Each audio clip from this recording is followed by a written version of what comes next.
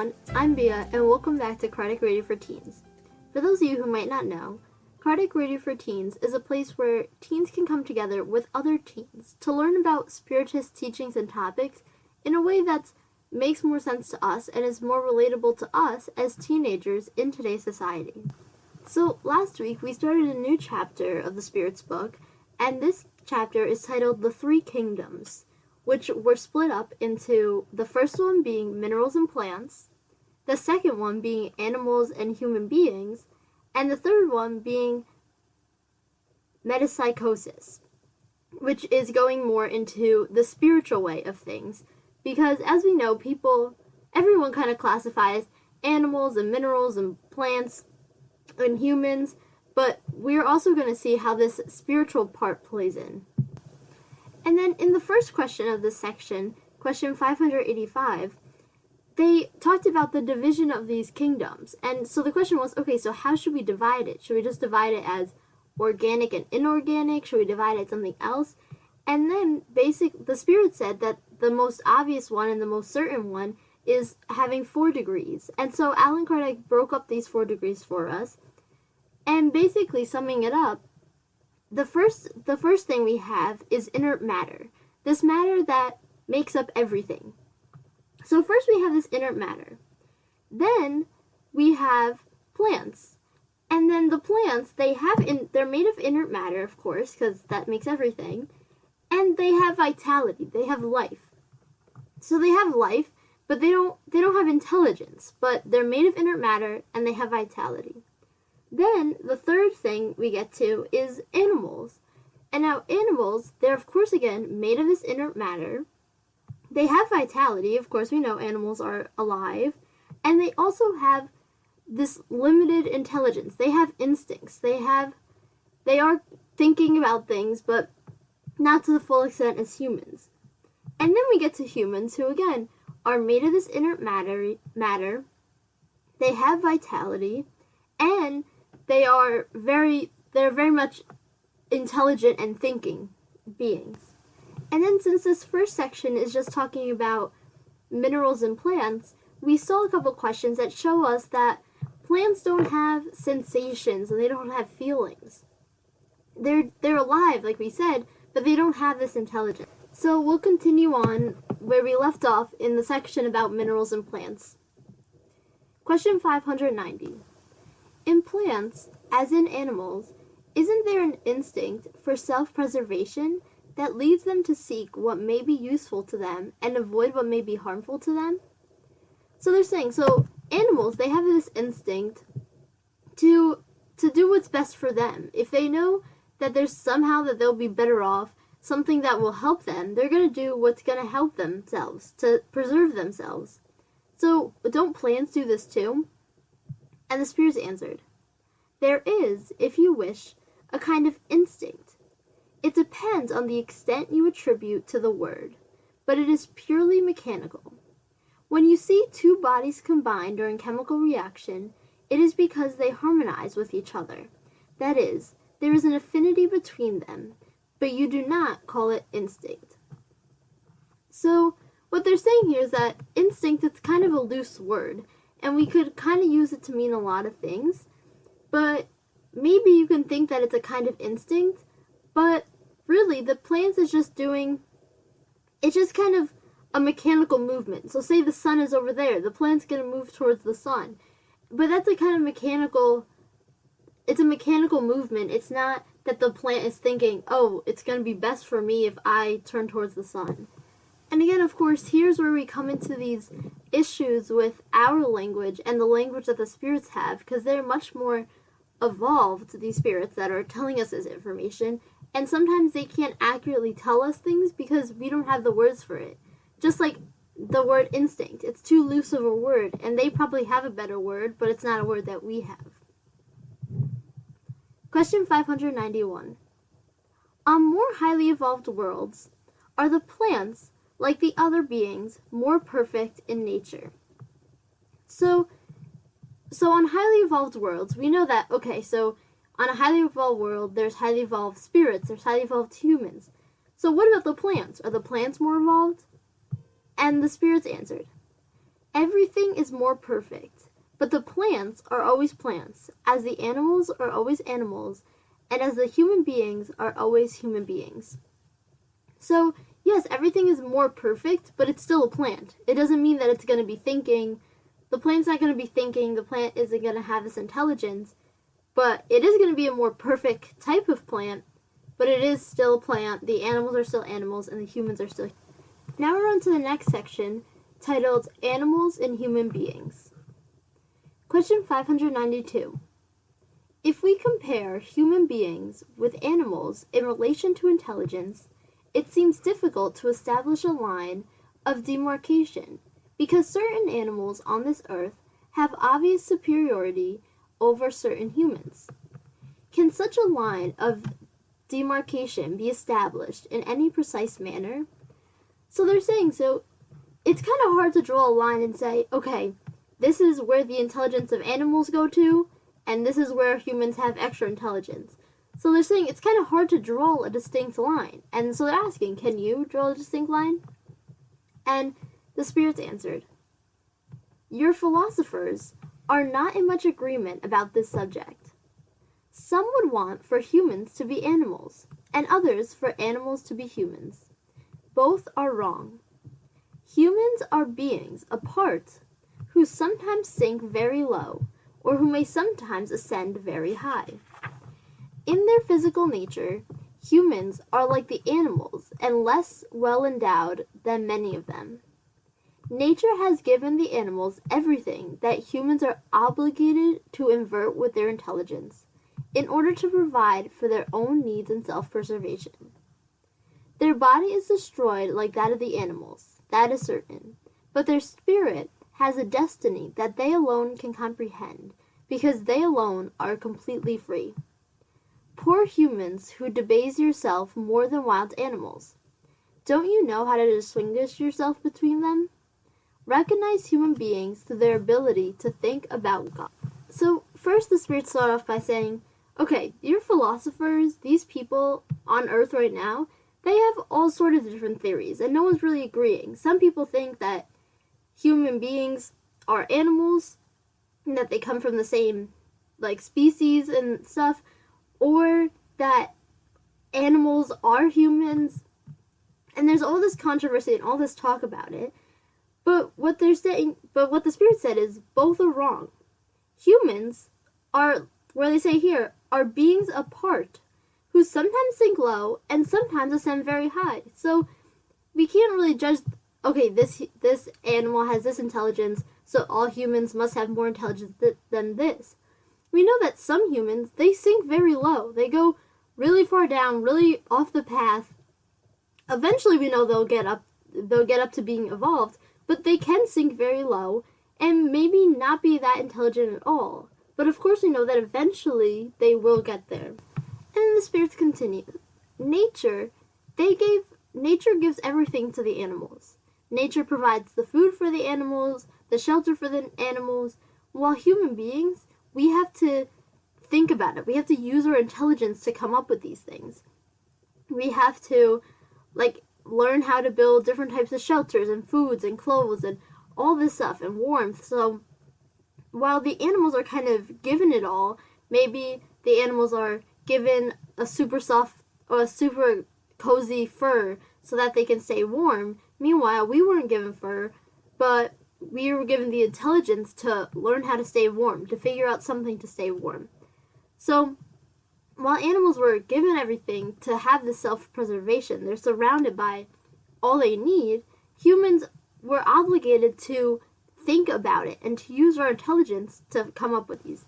And then something very important that they say right in the last sentence, recognize human beings through their ability to think about God.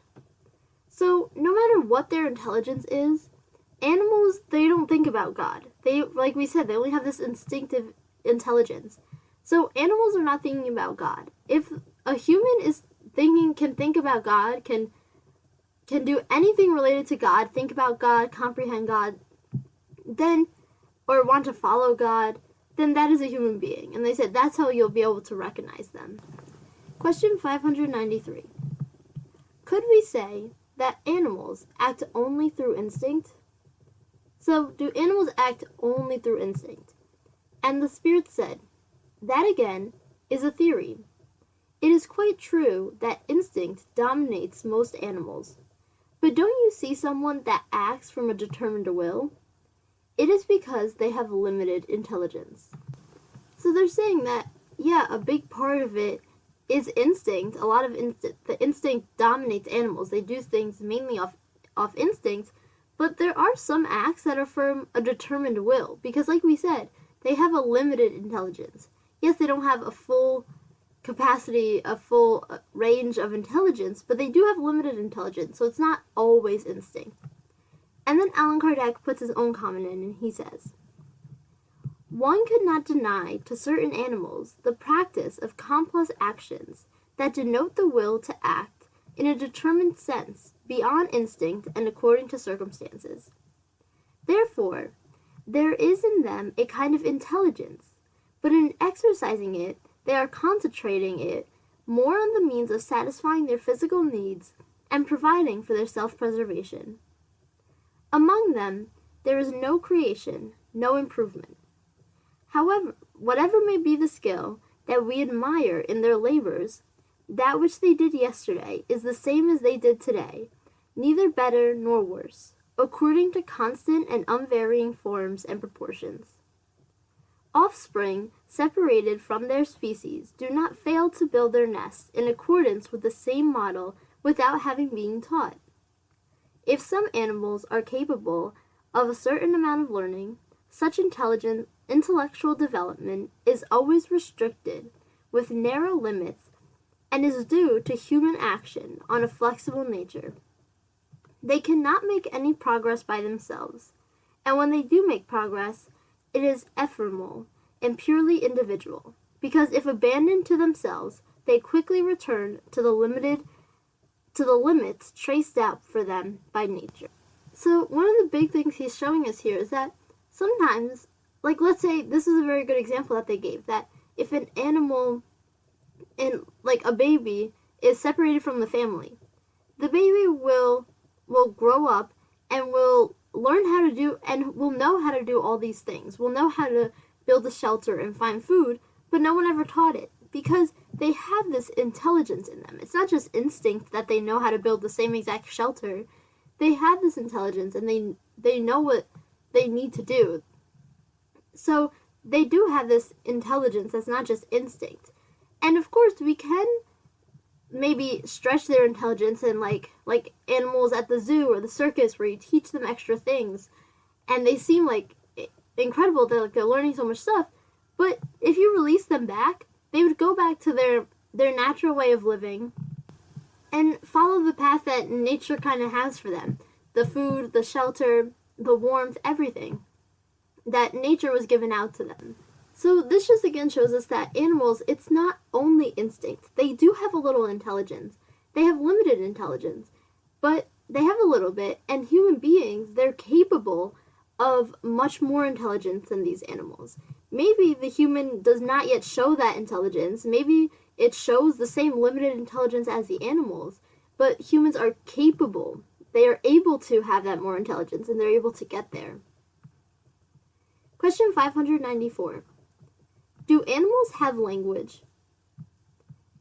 And the spirits answered, if you mean a language formed of words and syllables, no. But if you mean a way of communicating amongst themselves, then yes. They say many more things than you might suppose, but their language is limited to their needs, as are their thoughts. So, if we think about a language like us talking right now, like me talking right now, can wolves do that? Can cats do that? No, they're not having words and syllables and grammar and all of this stuff, but they have a way of communicating with each other. And they said that maybe they even say more than we think they would say. But of course, all they say is limited to their needs and what they need for self-preservation. They're not going to talk about some philosophical question. They're going to talk about how to find shelter, how to find food, and basically what they need and what they're thinking. So they don't have like grammar like we do, but they do have a way of communicating with each other. And then there's a second part to this question, and it says, there are animals who possess no voice. Aren't they deprived of language? So there's some animals that they don't have a voice. So how would they have a language if they don't have a voice? And the spirits answered, they understand one another by other means. Don't you human beings use more than speech to communicate with one another? And mutes, what about them? Since animals are endowed with a life of relationships, they have means of warning each other and of expressing their sensations in experience. Do you think that fish do not understand each other? Human beings do not have the exclusive privilege of language, and the language of animals is instinctive and limited exclusively to the circle of their own needs and thoughts, while that of humans is perfectible and lends itself to all concepts of their intelligence. So, if you think about it, humans don't only speak with verbal language. Like, there's a lot of body language that goes into it. Maybe even just showing what happened. So there's a lot of ways that they communicate without having a verbal voice. And just think about deaf people or mute people who can't speak or who can't hear. They use sign language. They can read lips. They can show body language. So there's a lot of things that they can tell and absorb and understand even with no vocal language. So language is not something just for human beings. Animals have languages and they have ways of communicating with one another. Of course, theirs is very limited and they only talk about things that they need to talk about, like we said, shelter, food, that kind of stuff, danger. They only talk about stuff they need to talk about, while humans, we have a bigger capacity for talking about anything we want. Like we said, philosophical questions. The spirits look like we are right now. We have a lot more range of what we talk about and what we think about. But the animals do have a language, and they do have a way of communicating with one another. And then Allan Kardec puts his own comment in, and he says, actually, fish, like swallows, which migrate in mass obeying the lead, may have means of warning and understanding one another and grouping together. Perhaps they do so amongst themselves, or perhaps the water is a vehicle of transmits certain vibrations to them. Whatever the case may be, it is undeniable that they have means available to understanding one another, in the same way as all animals, deprived of voice, perform activities in common. In light of this, one must wonder at spirit beings able to communicate with one another without recourse to articulate speech.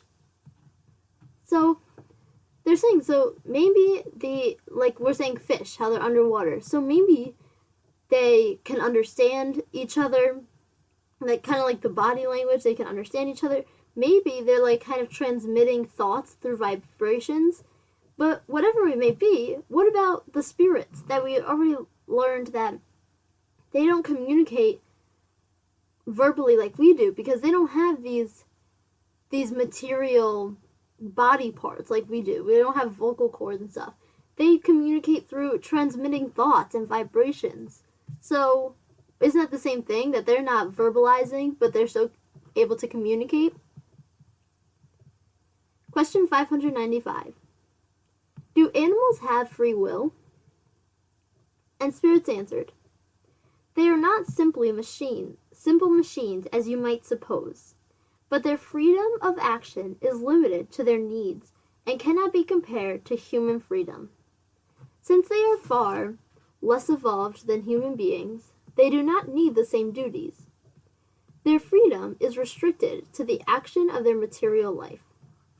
So, what they're saying is that animals, they do have a certain amount of free will. They do have some freedom, but not as much as humans, because again, their stuff is limited in this nature. That's all they need. They just need to know if there's danger, where there's food, where there's shelter. So they have this freedom, but it's nothing compared to human freedom. Question 596. Where do certain animals get their aptitude to imitate human language? And why is this aptitude found more among birds than among apes, for example, whose body structure is much more analogous to the human structure? So they're saying, so how come some animals, like birds, can repeat human things? Like they can pick up on human language and they can repeat it, they can say it. But meanwhile, apes and monkeys, they're much more, like their body is much more similar to humans, but they can't do that. And the spirits answered, the particular conformation of the vocal organs, aided by the instinct of imitation.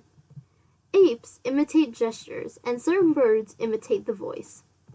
So, it's not exactly that the birds are understanding what they're saying, but they're just imitating it. They just hear something, and they just imitate it. They just can make the same sound that they just heard.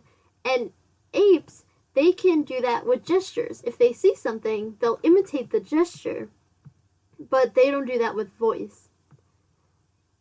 But it's not that they're comprehending the language. The birds aren't comprehending the language and using our language. They're just repeating what people are saying.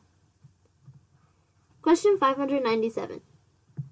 Since animals have an intelligence that gives them a certain freedom of action, is there in them a principle independent of matter? So they're saying here, so since the animals have a little bit of intelligence, do they have something in them that's not matter? And the spirits answered, yes, and it survives their body. So kind of like, just like how we have, like we talk about the soul, and how while the body dies, our spirit is still going to survive. So they're saying that yes, animals do have this. And then there's a second part to this question, and it says, is this principle a soul similar to that of humans? So, is it kind of like that the animals have a soul? And the spirit said, it is a soul, if you'd like. It depends on the meaning attached to the word. It is much less evolved than that of humans, however.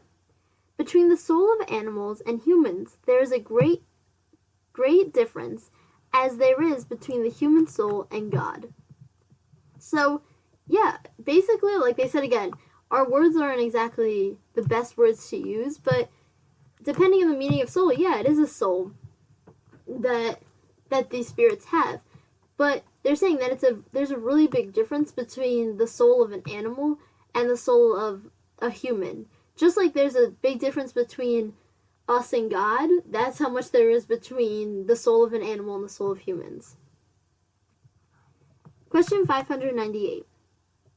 Does the animal soul retain its individuality and self-awareness after death? So, does the soul have individuality and self-awareness after death? And the spirits answered, its individuality, yes, but not its self-awareness. Its intelligent life remains in the latent state. So yes, it does have individuality. Like, that animal is that, like, it's the same soul. It's not, like, gonna change into something else, or maybe all the souls go back into one thing. No, it does have individuality, but not self-awareness. So that intelligence is kind of latent. It's kind of not in that much use. Question 599. Can an animal soul choose the species in which it prefers to incarnate? So, can the animal soul, can it be like, oh, now I want to be a bird, now I want to be a wolf, now I want to be a cat? Can they, like, choose which one they want to be? And the spirits answered, no, it does not possess free will. So it doesn't have this free will to just decide what animal it wants to be. That's what we'll leave off today, and we'll continue talking about animals and humans next week. But before we leave off, I'd like to read our message from the Daily Book of Positive Quotations for today's date, January 9th. This one's titled, Smiling. Sometimes your joy is the source of your smile, but sometimes your smile can be the source of your joy. Psychologically, it's been shown that smiling can make us feel happy, even if we are forcing the smile deliberately. Regardless of the science, It makes sense to smile, whether we feel like it or not. A smile energizes our brain as well as our muscles, and we don't want our face to settle into sadness. As silly as it may seem, I'm going to remind myself to smile regularly today, and then I'll see what happens. I'm Bia, and this is Cardiac Radio for Teens. Thank you all for listening. This has been Cardiac Radio for Teens. Thank you all for listening.